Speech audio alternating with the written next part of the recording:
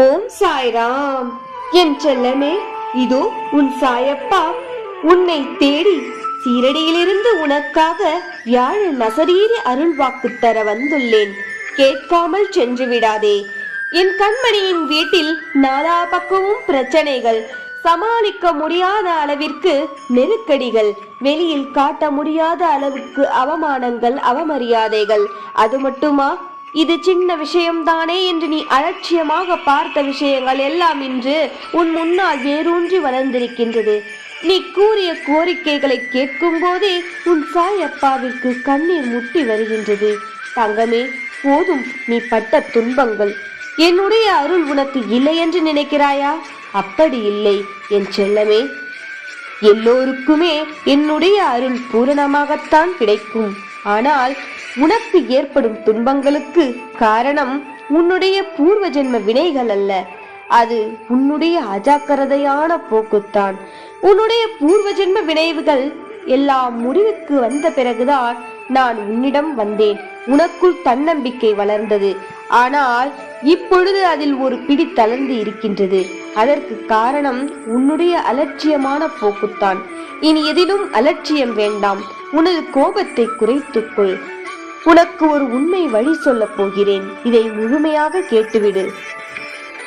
ஒரு வேலையை செய்யும் பொழுது அதை முடிக்க முடியாமல் போய்விட்டாலும் அதற்காக தவிக்காதே, பதறாதே. ஆம் என் செல்வமே, என்னிடத்தில் விட்டுவிடு. இனி நான் பார்த்துக் கொள்கிறேன்.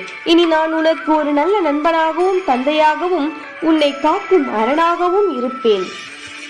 உன் வளர்ச்சியை கண்டும் நீ நிம்மதியாகவும் சந்தோஷமாகவும் வாழும் வாழ்க்கையை பார்க்கவே நான் ஆவலாக காத்திருக்கின்றேன். அதற்கான காரியங்களை நிகழ்த்தவே நான் திட்டமிட்டுள்ளேன். ஆகையால் நீ கவலை கொள்ளாதே. ஆனால் நீ எப்பொழுதும் ஒன்றை நினைவில் கொள். நீ அவசரமாக எடுக்கும் முடிவுகள் தான் உன்னை இந்த நிலைக்கு தள்ளியது. அதனால் ஒரு காரியம் செய்யும் பொழுது அவசரப்படாதே. நிதானமாக யோசித்து ஒரு முடிவை எடு. நீ எப்பொழுதும் என்னை மறந்து விடாதே. உனக்கு சங்கடங்கள் வரும்பொழுது என் நாமத்தை ஓம் சாய்ராம் என்று என்னை உண்மையான பக்தியோடு சொல்லிப்பார். அந்த சங்கடங்கள் உன்னை விட்டு விலகிவிடும். இதுவரை தோல்விகளை கண்டு பயந்த நீ என் ஆசீர்வாதத்தோடு தைரியமாக புதுமையான காரியங்களில் காலடி எடுத்து வைப்பாய். எதிர்பார்த்த விஷயங்கள் நடக்கும். அதன் மூலமாக இனி வெற்றிகள் கிடைக்கும். சமுதாயத்தில் உனக்கென நல்ல பெயர் உண்டாகும் சூழல் ஒன்று ஏற்படும். உன் புகழ் ஓங்கும் காலம் வந்துவிட்டது. நீயே எதிர்பார்க்காத அளவிற்கு உனக்கு ராஜயோகம் உண்டாகும். அது என்னவென்று நீயே கூடிய விரைவில் புரிந்து கொள்வாய். என் செல்லமே, உனக்கு ஒன்று தெரியுமா? இது நல்ல வாய்ப்புகள் உன்னை தேடி வந்து குவியும் நேரம். அதை பயன்படுத்திக் கொள். தவற விடாதே. என் தங்கமே, பயப்படாதே, கவலை கொள்ளாதே. இனி வரும் காலங்களில் என் துணையோடு நீ மகிழ்ச்சியாக, உடல் ஆரோக்கியத்தோடு, சகல செல்வத்துடனும் மகிழ்ச்சியாய் மனநிறைவோடு வாழப்போகிறாய் என்பதே உண்மை.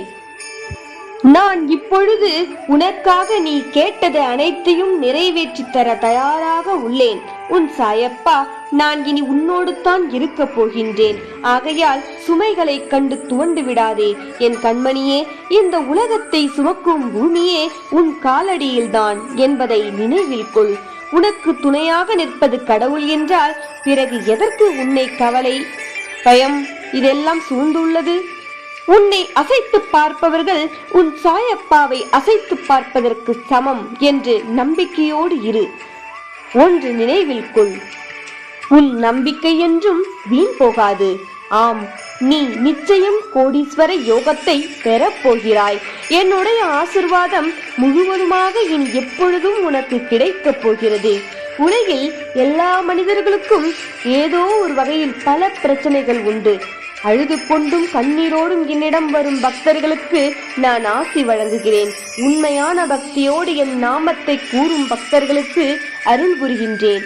உன் வீட்டில் என் படம் இருந்தால் அதன் முன் அமர்ந்து உன் பிரச்சனைகளை என்னிடம் கூறு.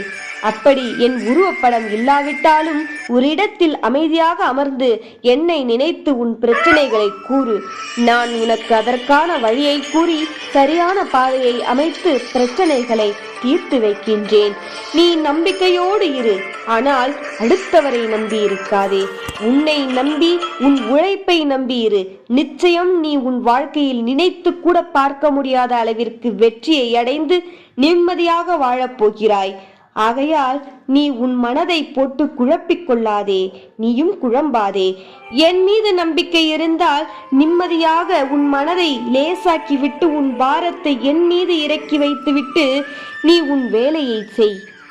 நடந்து முடிந்தது எல்லாம் நன்மைக்கே, இனி நடக்க இருப்பதும் நன்மைக்கே. இனி உனக்கு யோகமான காலம். நல்ல செய்திகளையே இனி உன் காதில் நீ கேட்கப் போகிறாய். சுபம் உண்டாகட்டும். நான் இருக்க பயமேன். ஓம் சாய்ராம்.